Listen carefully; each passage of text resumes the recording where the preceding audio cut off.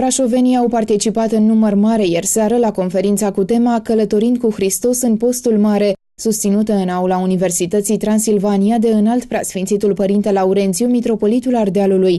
Întâlnirea a fost organizată de Ascor Brașov. Înainte de începerea postului sunt 4 duminici pregătitoare. Prima duminică este a vameșului și a fariseului. Îi se pune o imagine în față, un lucru întâmplat, pentru ca să înțelegem care este adevărata rugăciune pe care trebuie să o facem noi. Pentru că rugăciunea este legătura sigură dintre noi și Dumnezeu și permanent. Noi mai avem și alte, comuniunea, împărtășirea este punctul forte al comuniunii cu Dumnezeu, dar ea nu putem să o avem continuu.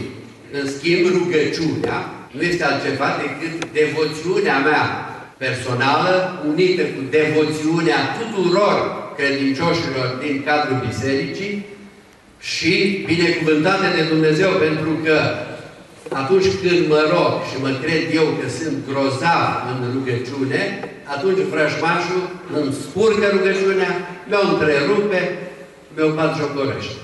Ascor Brașov organizează astfel de conferințe duhovnicești pe toată perioada Postului Mare.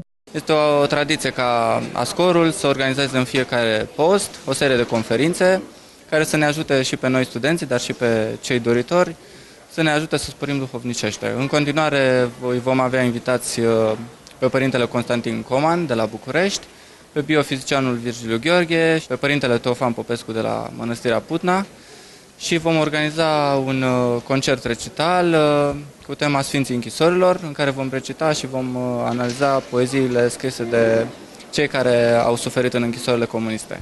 Ascor Brașov pregătește pentru perioada următoare nu doar conferințe, ci și o serie de pelerinaje la mai multe mănăstiri și biserici din țară.